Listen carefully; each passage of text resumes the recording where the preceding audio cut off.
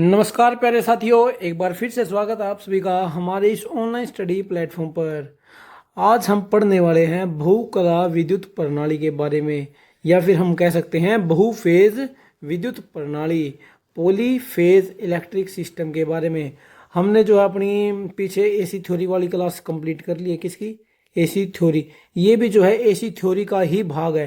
पहले हमने AC theory में सिंगल फेज के बारे में पढ़ा, लेकिन जो अब हम एसी थ्योरी में थ्री फेज के बारे में पढ़ने वाले हैं।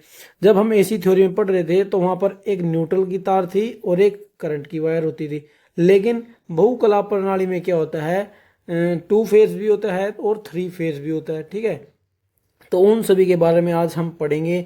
स्टार कनेक्शन कैसा होता है, डेल्टा कनेक्शन कैसा होता है, ये सब हम किस चीज़ में पढ़ते हैं? पॉलीफेज इलेक्ट्रिक सिस्टम में। सिंगल फेज में स्टार डेल्टा नहीं होता है, ये केवल थ्री फेज में होता है स्टार डेल्टा का यूज़। ठीक है, कनेक्शन जो होते हैं, क्योंकि इसमें स्टार डेल्टा के लिए तीन फेज वायर चाहिए हैं, इसलिए स्टार डेल्टा का प्रयोग केवल थ्री फेज प्रणाली में किया जाता है। सिंगल फेज में स्टार डेल्टा का प्रयोग नहीं किया जाता है। और जो हमने एसी थ्योरी में ये पढ़ा है ना, सिंगल फेज के बारे में, आरएलसी सीरीज सर्किट के बारे में पढ़ के आए हैं, आरएलसी पैरेलल सर्किट के बारे में पढ़ के आए, वो हम सिंगल फेज में पढ़ा है, क्योंकि एक ही फेज में तीनों एलिमेंट लग रहे थे वहां पर। लेकिन अब हम क्या पढ़ेंगे? अब हम पढ़ेंगे पॉलीफेज इलेक्ट्रिक सिस्टम, जिसके अंदर टू फेज भी होते हैं और थ्री फेज भी होते हैं। टू फेज का इस्तेमाल जो है ज़्यादातर जगह नहीं किया जाता। ज़्यादातर जगह क्या यूज़ किया जाता है? या तो सिंगल फेज का यूज किया जाता है या फिर थ्री फेज का यूज किया जाता है।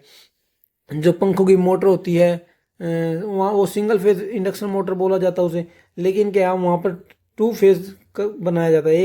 एक फेज को दो भागों में विभाजित किया जाता है, वहाँ पर जो है टू फेज का इस्तेमाल किया जाता है, लेकिन ज़्यादातर जगह सिंगल फेज या फिर थ्री फेज का यूज किया जाता है। तो आज की इस क्लास में हम पढ़ने वाले हैं बहुकला विद्युत प्रणाली के बारे में। तो चलिए शुरुआत करते हैं। बहुकला प्रणाली के सबसे पहले तो लाभ देख लेते हैं कि लाभ क्या होता है।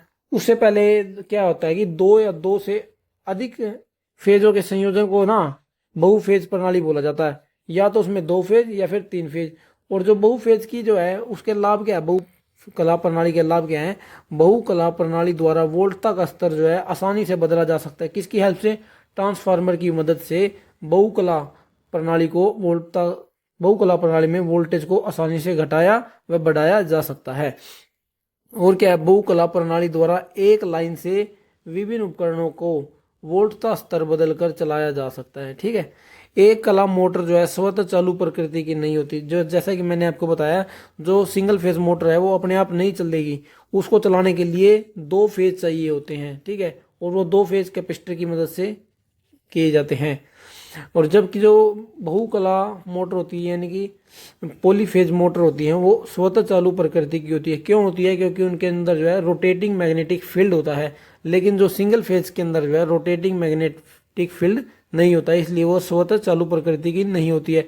ये सब जो है हम इंडक्शन मोटर वाले चैप्टर में बड़े ही विस्तार से पढ़ेंगे। ठीक है, बहुकला प्रणाली से पारेषण भी सस्ता होता है, यानी कि जो ट्रांसमिशन लाइनें होती हैं 132 केवी, 220 केवी, 33 केवी, उनको बोला जाता है पारेषण लाइनें, पारेषण। ठीक है, बहुकला प्रणाली से पारेषण भी सस्ता है, क्योंकि समान शक्ति के संचरण हेतु अपेक्षाकृत पतले तारों का प्रयोग किया जा सकता है। ठीक है, क्योंकि पतले तार का प्रयोग क्यों किया जा सकता है? क्योंकि उनके अंदर वोल्टेज ज्यादा होती है और करंट कम होता है। ट्रांसमिशन और संचरण जो डिस्ट्रीब्यूशन वाला चैप्टर है उसमें इसके बारे में पढ़ेंगे कि किस तरीके से पारेषण सस्ता होता है।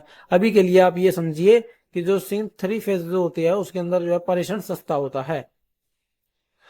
और बहुकला मशीनें होती है जो उनसे उच्च बलागुण प्राप्त किया जा सकता है, यानी कि हाई टॉर्क पैदा किया जा सकता है। बहुकला मशीनों की दक्षता उच्च होती है, एफिशिएंसी भी हाई होती है इनकी, यानी कि इनके अंदर लॉसेस कम होते हैं। बहुकला मशीनों का समांतर संयोजन आसानी से हो सकता है, यानी कि सिंक्रोनाइजेशन आसानी से किया जा सकता है बहुकला मशीनों का, जिससे विद्युत प्रणाली व्यवस्थित व विश्वसनीय बनी रहती है। आगे चलते हैं। आगे क्या है, पहले आप पढ़ते हैं दो कला विद्युत प्रणाली के बारे में। क्या होता है? यदि दो कुंडलियों को एक दूसरे के 90 डिग्री पर समान चुंबकीय क्षेत्र में रखकर उत्पन्न की गई विद्युत प्रणाली दो फेज विद्युत प्रणाली कहलाती है। कितना डिग्री का एंगल होता है इनके अंदर? इसके अंदर होता है 90 डिग्री का एंगल होता है। इसकी वो वेव फॉर्म बना के देखते हैं। ये देखिए, ये हो गया V1 और ये हो गया V2। इसको ऐसे बनाते हैं, ठीक है। ये क्या हो गया, ये तो हो गया V2 या फिर V भी बोल दे, इसको बोलते हैं VY, या फिर हम V1 V2 ही बोल देते हैं इसको, V1 और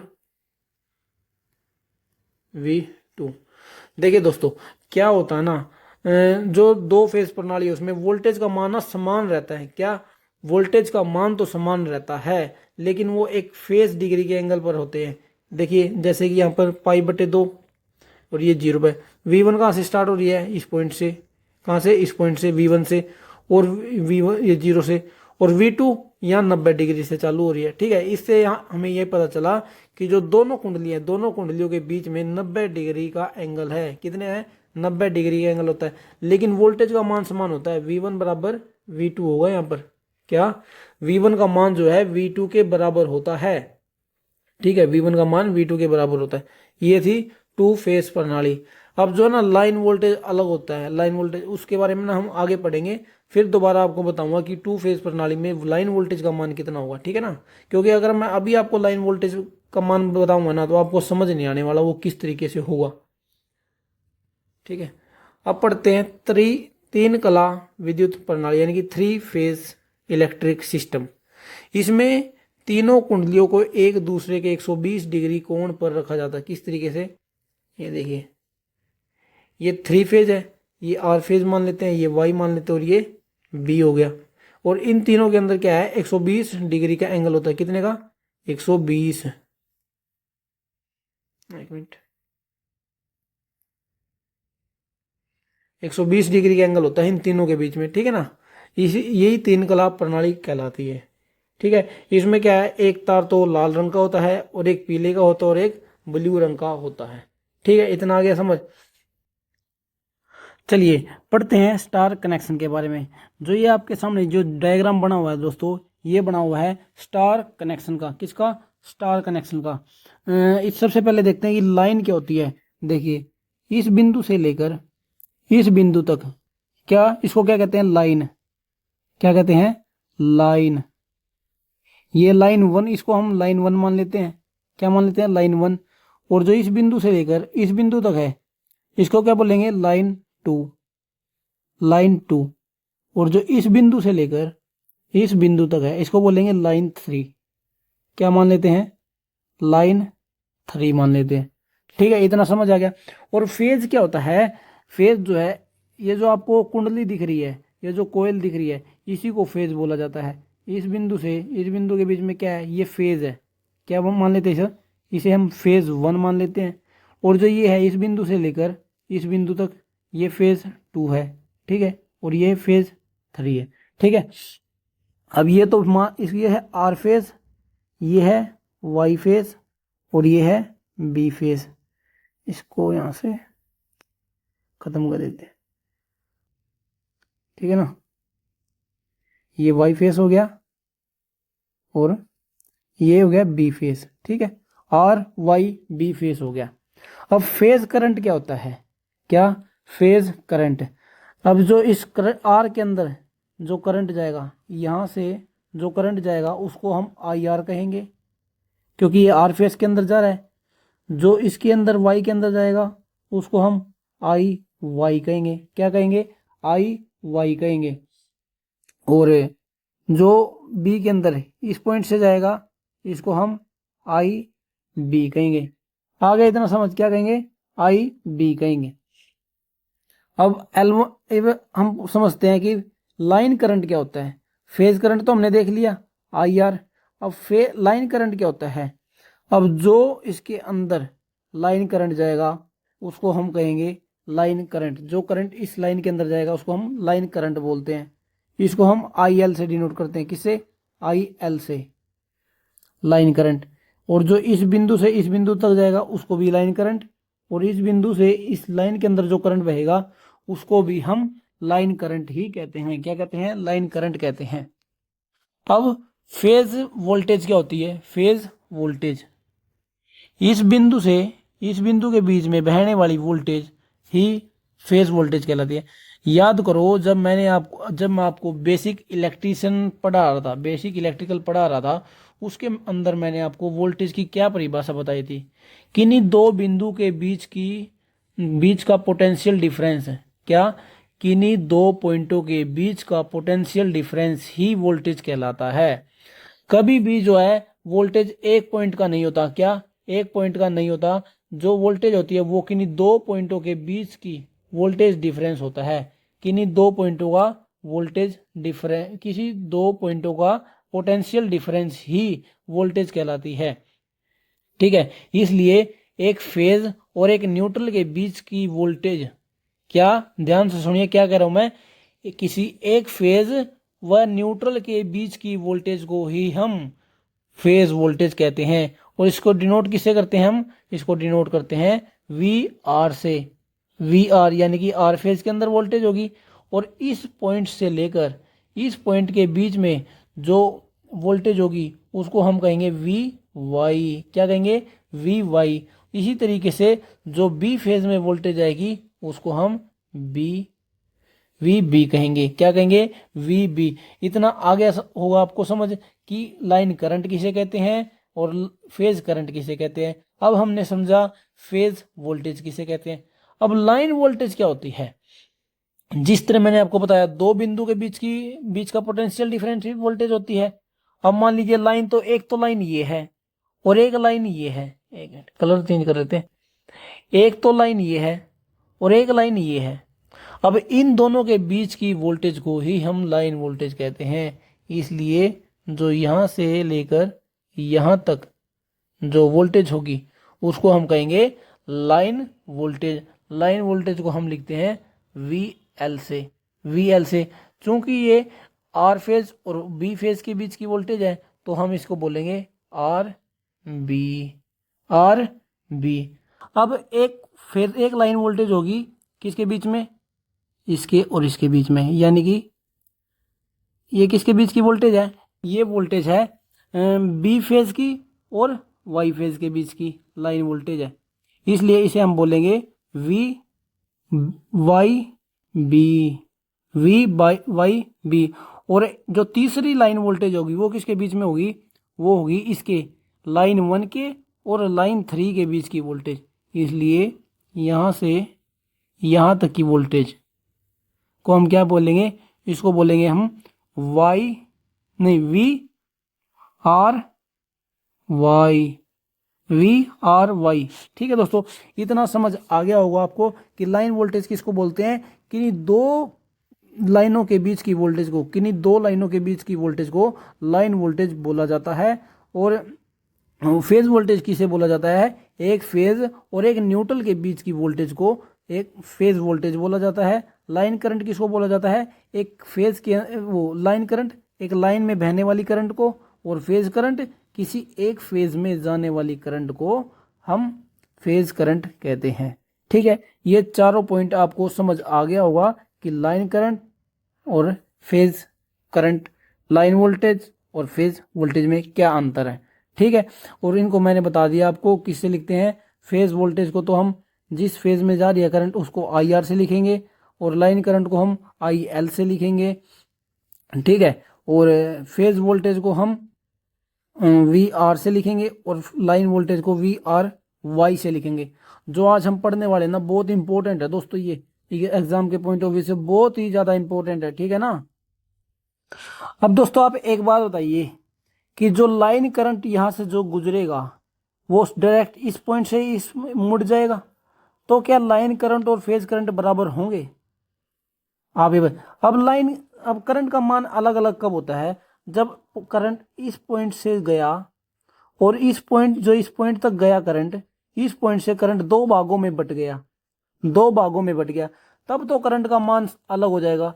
क्योंकि जो इधर से करंट आया है वो करंट इधर भी गया है और वो करंट इधर भी गया। आप सभी ने किरचॉफ लॉ तो पढ़ा ही है। ठीक है ना। अब मैं आपसे पूछता हूं, अगर करंट यहां से गया और यहां ऐसे मुड़ गया तो क्या करंट का मान अलग होगा? आप ये बताइए। करंट का मान कभी भी अलग नहीं हुआ, क्योंकि वो के जिस पॉइंट से आया है वो इसी पॉइंट से मुड़ गया है। अगर वो दो भागों में बट जाता तो मैं कह सकता था कि करंट का मान अलग अलग हुआ। लेकिन आप इसमें देखिए, जो ये स्टार वाला डायग्राम है, इसमें जो लाइन करंट है यहाँ से आया और जो है इस पॉइंट से आकर इस पॉइंट पर आकर वो मुड़ गया, तो क्या आई एल का मान आई आर के बराबर होगा? तो ये हम यहाँ से क्या समझे कि जो लाइन करंट का मान होता है वो फेज करंट के मान के बराबर होता है। कब? स्टार कनेक्शन में। इंपॉर्टेंट है ये, ठीक है ना, एग्जाम में आता है ऐसा सवाल। क्या लाइन करंट और फेज करंट का मान कौन से कनेक्शन के अंदर सेम होता है? आप कहेंगे स्टार कनेक्शन के अंदर जो है करंट का मान फेज करंट के मान के बराबर होता है, लाइन करंट का मान। ठीक है, अब आप कहेंगे सर क्या लाइन वोल्टेज का मान भी फेज वोल्टेज के बराबर होगा? आप ये बताइए, लाइन वोल्टेज तो क्या है, एक मिनट कलर चेंज कर ले। लाइन वोल्टेज का मान तो जो है, लाइन वोल्टेज क्या होगी, लाइन वोल्टेज तो होगी ये वाली, ठीक है, और फेज वोल्टेज होगी ये इतनी सी। तो क्या इतनी सी का मान इतनी सी के बराबर हो सकता है? आप ये बताइए, क्या इतनी सी का मान इतनी सी के बराबर हो सकता है? नहीं हो सकता, कभी भी नहीं हो सकता। तो यहाँ पर जो वी एल का मान होगा, वी एल का मान होता है वो होता है under root of 3 phase voltage, यानी कि फेज वोल्टेज का √3 गुना होता है क्या? लाइन वोल्टेज का मान। दोनों बहुत इंपॉर्टेंट है ये। आई एल बराबर आई पी एच, यानी कि लाइन करंट का मान फेज करंट के बराबर है, और लाइन वोल्टेज का मान √3 ऑफ फेज वोल्टेज है। ठीक है ना, दोनों इंपॉर्टेंट पॉइंट है ये, इन दोनों को ध्यान रखना, आपको याद रखना है। ठीक है, स्टार कनेक्शन का इतना आपको समझ आ गया होगा। ठीक है, अब मैंने आपको क्या बताया कि लाइन वोल्टेज क्या होती है, किन्हीं दो बिंदु के बीच के डिफरेंस, यानी कि वी आर वाई क्या बनेगा यहां पर देखिए, वी आर वाई बनेगा यहां पर V R minus V Y, बन गया ना दो पॉइंटों के बीच का एंगल। क्या बन गया, नहीं एंगल कह रहा हूं, दो पॉइंटों के बीच का वोल्टेज। क्या वी आर वाई क्या होता है, किन्हीं दो पॉइंटों के बीच का अंतर, इसलिए V R minus V Y बन गया ना दोनों पॉइंटों के बीच का अंतर। तो यही होता है वोल्टेज। जो आपने सुना है कि 3 फेज में वोल्टेज का मान कितना होता है, 440 वोल्ट, सुना होगा आपने, कितना, 440। कि उस फैक्ट्रियों में होता है, घरों में जो 3 फेज का वो आता है वोल्टेज आता है, उसका मान कितना होता है, 440 वोल्ट। जो बड़ी बड़ी लाइनें होती हैं, 132 किलो वोल्ट, 132 केवी, 220 केवी, जो आपने ये मान सुने हैं ना, ये मान जो है लाइन करंट के मान होते हैं। किसके? लाइन करंट, उसके लाइन करंट, लाइन वोल्टेज का मान होता है किसका, 440 वोल्ट जो है लाइन वोल्टेज का मान होता है। 132 किलो वोल्ट भी लाइन वोल्ट का मान होता है। जब भी जो है जिक्र करते हैं ना हम, तो लाइन वोल्टेज का ही जिक्र करते हैं। ऐसे नहीं है कि हम फेज वोल्टेज के बारे में बात करते हैं, हमेशा हम लाइन वोल्टेज के बारे में बात करते हैं। और एक चीज़ और आप सभी को बता दूं, जब भी एग्जाम में पूछ ले, एग्जाम में आ जाए और वहां पर ये शो ना कर रखा हो कि हम लाइन, यहाँ पर लाइन वोल्टेज की बात हो रही है या फिर फेज वोल्टेज की बात हो रही है, तो हम कैसे पता करेंगे कि वहां पर लाइन वोल्ट है या फिर फेज वोल्ट है? हमेशा जब भी एग्जाम में आ गया ना वोल्ट, और वहां पर ये ना शो कर रखा हो कि ये फेज वोल्टेज है या फिर लाइन वोल्टेज है, तो हमेशा वहां पर हम उसे लाइन वोल्टेज ही मानते हैं। क्या मानते हैं? लाइन वोल्टेज ही मानकर चलना उसे, ना कि फेज वोल्टेज। ठीक है, और जो ये 3 फेज की जो घरों में सप्लाई आती है या फिर फैक्ट्रियों में होती है, जो कंपनियों में होती है, वो 440 जो वोल्ट बोला जाता है, वो लाइन वोल्टेज होती है। क्या होती है? लाइन वोल्टेज, यानी कि किन्हीं दो फेजों के बीच की वोल्टेज होती है। क्या होती है? किन्हीं दो फेजों के बीच की वोल्टेज होती है। अब इससे हम जो है लाइन वोल्टेज अगर हमारे पास है ना, तो हम उससे फेज वोल्टेज का मान निकाल सकते हैं। कैसे? मैंने आपको क्या बताया, वी एल का मान क्या होता है, √3 ऑफ फेज वोल्टेज। अब क्या है, अब फेज वोल्टेज निकालना हमें, यानी कि फेज वोल्टेज निकालना है, तो वी एल क्या है, वी एल जो ये √3 है, √3 इसके नीचे चले जाएगा। वी एल का मान है 440। अब इसके नीचे लगा दो √3, इसको सोल्व कर दो तो क्या हमारे पास क्या आ जाएगा, फेज वोल्टेज का मान निकल कर आ जाएगा। ठीक है, इस तरीके से आप जो है फेज वोल्टेज का मान भी निकाल सकते हैं। आगे चलते हैं। देखिए मैंने आपको क्या बताया, वी आर वाई का मान क्या होगा, V R minus V Y होगा, V R minus V Y होगा। अब इसका एक स्टार कनेक्शन बनाए।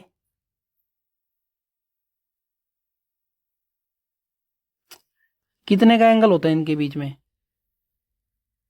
क्या बताया था मैंने? 120। कितने का? 120 डिग्री का एंगल होता है। ये आर हो गया, ये वाई हो गया, और ये बी हो गया।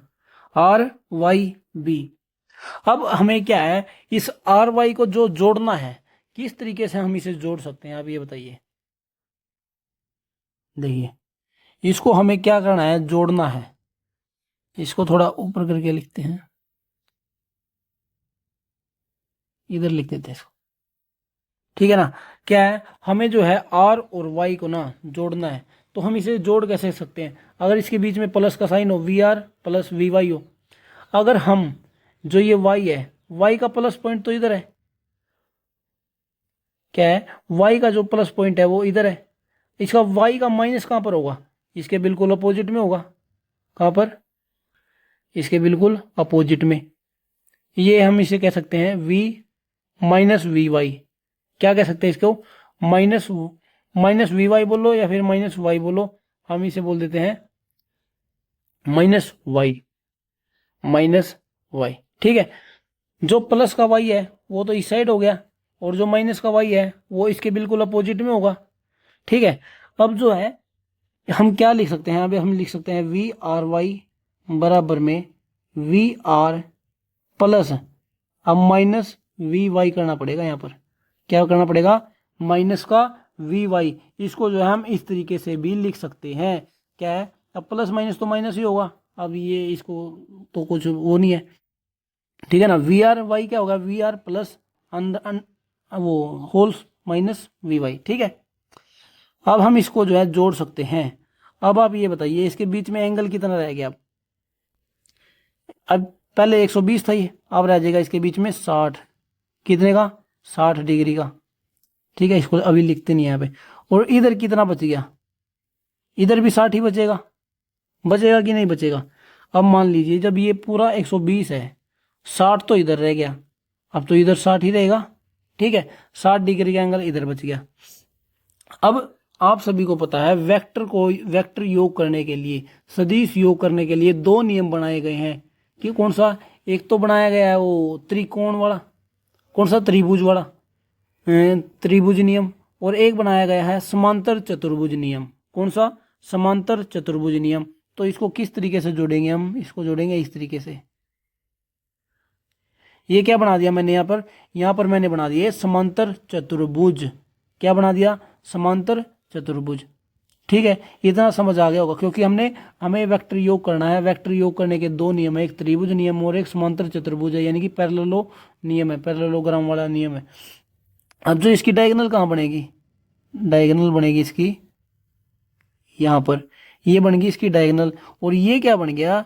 ये बन गया वी आर वाई। जो इनका रिजल्टेंट है वो बन गया वी आर वाई। ठीक है? अब हमने एसी थ्योरी में तो जो है त्रिभुज नियम का प्रयोग किया था सदिश योग के लिए, लेकिन जो थ्री फेज में है यहाँ पर कौन सा नियम लगेगा? यहाँ पर लगेगा समांतर चतुर्भुज नियम, किसमें? सदिश योग करते हुए। ठीक है? इतना आप सभी को समझ आ गया होगा। ये किस चीज की डायगोनल बन गई? ये रिजल्टेंट बन गया V R plus V Y का, यानी कि इनके सदिश योग का वो बन गया, रिजल्टेंट बन गया। अब आप सभी से, अब हम मान लेते हैं कि जो यहाँ पर लोड है, ये क्या है? जो लोड है इस थ्री फेज पर, जो लोड लगा हुआ है वो लैगिंग लोड है।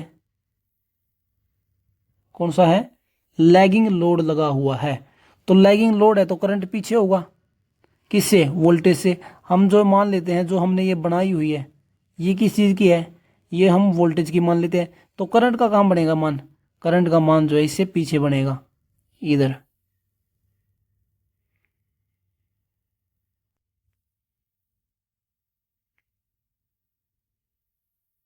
ठीक है? या फिर हम इसे नेक्स्ट पेज पर बनाएं। देखिए,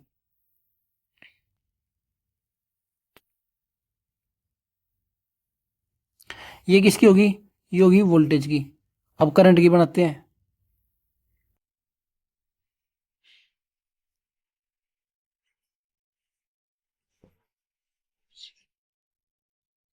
ये देखिए, इनके बीच में कितने डिग्री का एंगल है? 120 का, 120 का और 120 का।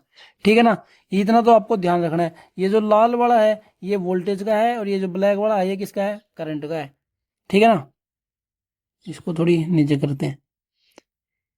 अब मैंने क्या बनाया था यहाँ पर, मैंने बनाया था ये माइनस वाई। क्या बनाया था, माइनस वाई बनाया था, और ये इनका रिजल्टेंट था यानी कि सदिश योग था। ठीक है, वी आर वाई।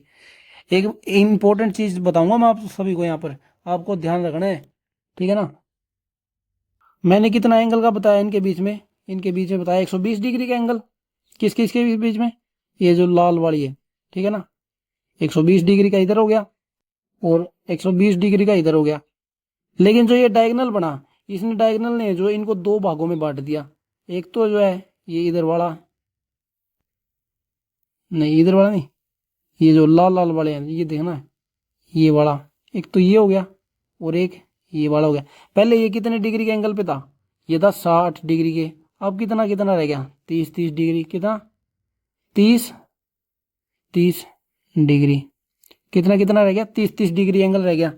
अब मैं आपसे पूछता हूं, लाइन वोल्टेज और फेज करंट के बीच में, किसके बीच में, लाइन वोल्टेज और फेज करंट के बीच में कितने डिग्री का एंगल है। ये तो हमने देख लिया, दो फेजों के बीच का वोल्टेज कितना हुआ, दो फेज के जो दो फेज का वोल्टेज है उनके बीच में कितने डिग्री का एंगल होता है, 120 डिग्री का एंगल होता है। एग्जाम में आया हुआ सवाल है। देखो मैं ना आप चीज को ना इसके रट्टे भी लगवा सकता था, ठीक है, लेकिन जो है इसको समझाने के लिए जो हमें इतना करना पड़ रहा है। अगर आप ये चीज अच्छे तरीके से समझोगे तो आपको रट्टे लगाने की जरूरत नहीं है। रट्टा लगाना भी भूल जाओगे कभी, लेकिन जो एक बार चीज आपने समझ ली तो उसको कभी नहीं भूल पाओगे। ठीक है ना, अब देखिए क्या है यहाँ पर, ये क्या है, एक फेज है, एक ये है और ये किस चीज़ का बनाया हुआ मैंने, ये बनाई है वोल्टेज की। और जो ये ब्लैक वाली है ये किसकी है, ये करंट की है।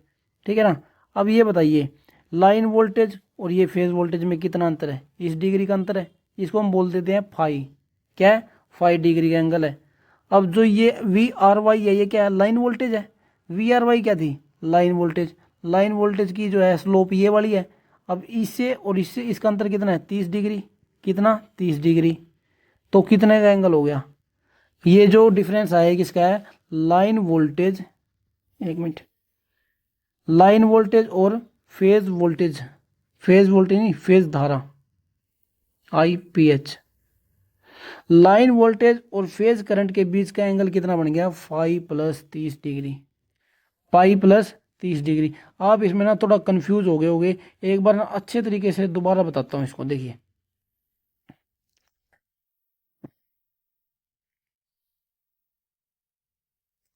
ये किसका बना दिया मैंने, ये बना दी वोल्टेज का। ठीक है, लाइन वोल्टेज का।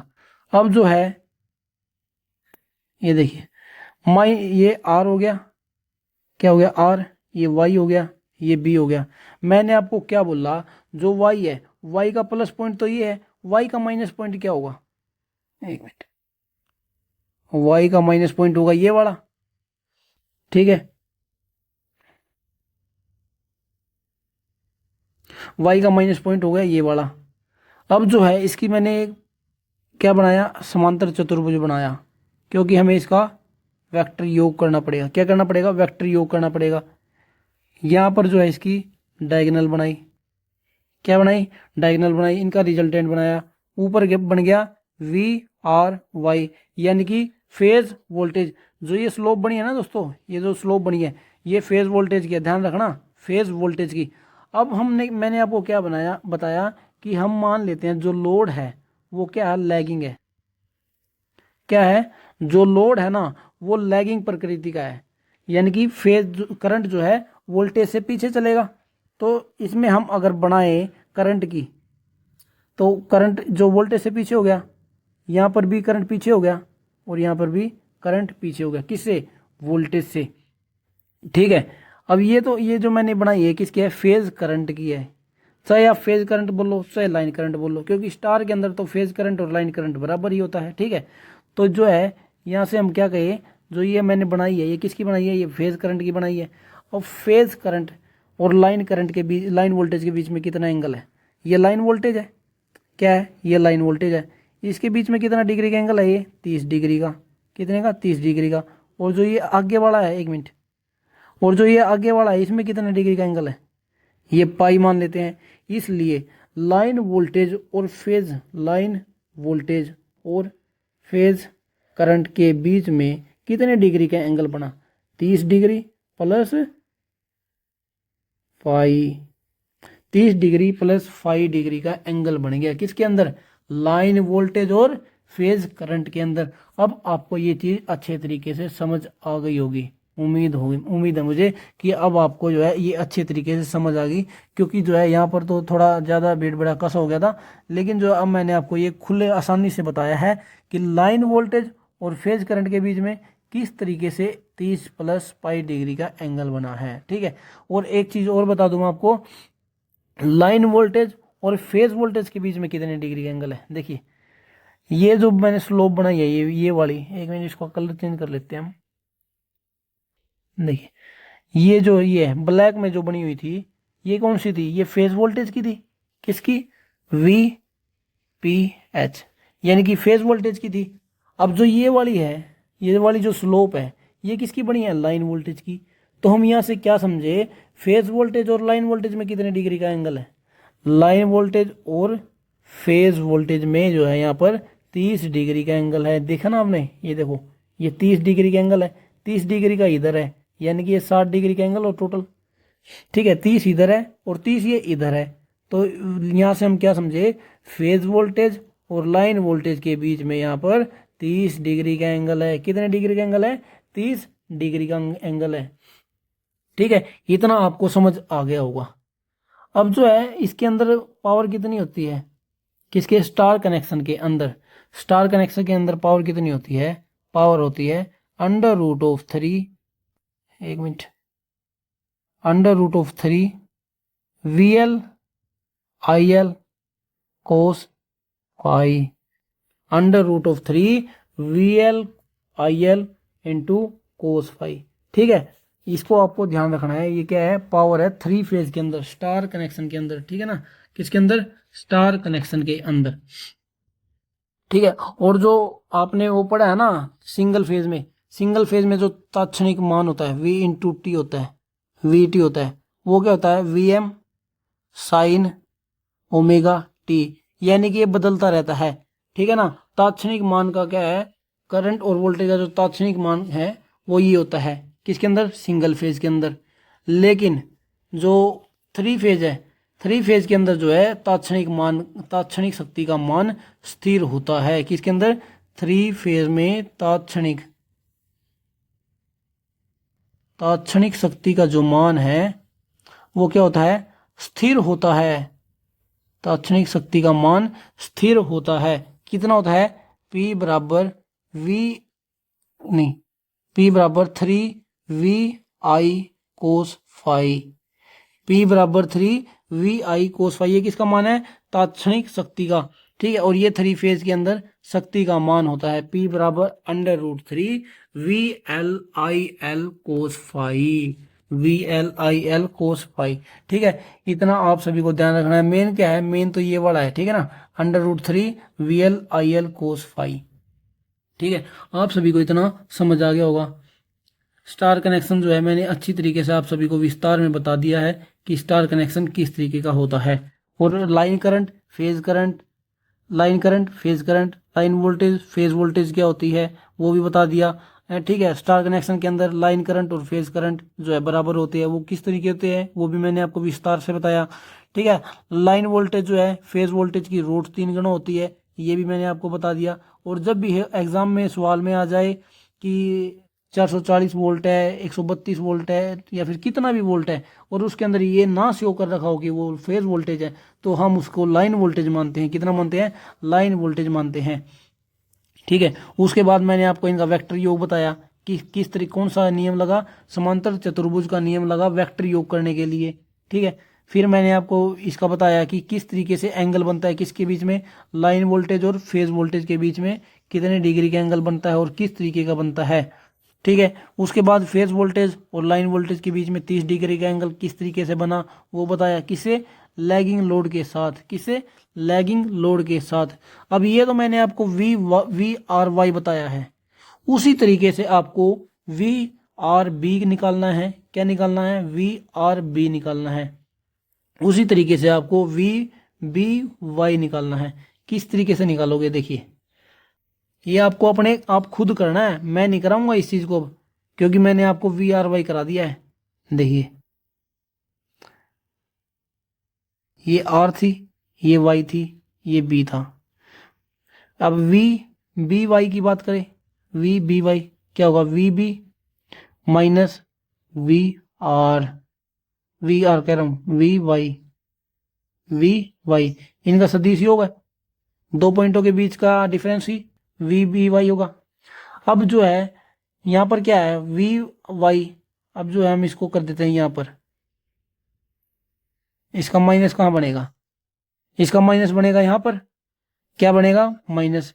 ये जो है थोड़ा टेढ़ा हो गया है, इसको थोड़ा, ये देखिए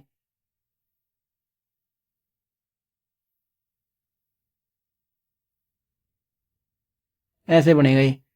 अब माइनस पॉइंट कहां बनेगा इसका, माइनस पॉइंट बन गया इधर, किसका, वाई का, यानी कि माइनस वाई बन गया इधर। अब जो है इसी तरीके से यहां पर इसका डायगोनल बन जाएगा, क्या, डायगोनल बन जाएगा बीच में, ठीक है।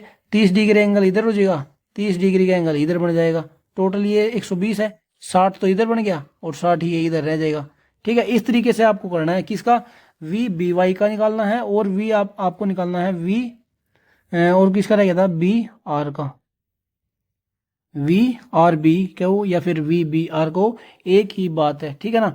ये चीज आपको जो है अपना होमवर्क मान लो एक तरीके से, आप ये जो है आपके लिए होमवर्क है, कौन कौन सा, वी बी वाई और वी आर बी, ये आपको अपने आप खुद करके देखना है। अगर आपसे ना हो तो आप कमेंट करके बता देना, वो भी मैं फिर आपको नेक्स्ट क्लास में कराऊंगा। एक वैसे तो आपको कराने की जरूरत नहीं है, क्योंकि आप समझ गए होगे, क्योंकि मैंने जो है वी आर वाई जो आपको विस्तार से बताया है, किस तरीके से इसका डायगोनल बना है, किस तरीके से इनके बीच में फेज एंगल बना है, ठीक है। तो दोस्तों आज की वीडियो में बस इतना ही। कल हम समझेंगे डेल्टा कनेक्शन के बारे में, किसके बारे में, डेल्टा कनेक्शन की। डेल्टा कनेक्शन में लाइन वोल्टेज कितना होता है, फेज वोल्टेज कितना होता है, क्या उसके अंदर भी लाइन करंट और फेज करंट का मान समान होता है। तो हम ये कल की वीडियो में समझेंगे, कल की वीडियो भी जरूर देखिएगा, क्योंकि आपको डेल्टा कनेक्शन भी बहुत इंपॉर्टेंट है। जो ये स्टार और डेल्टा का मेन यूज है ना, वो ट्रांसफार्मर वाले चैप्टर में होगा। अगर आपने ये अभी इसको स्किप कर दिया ना, तो फिर आप ट्रांसफार्मर वाले चैप्टर आपको समझ नहीं आएगा, ठीक है ना। तो मिलते हैं कल वाली वीडियो में।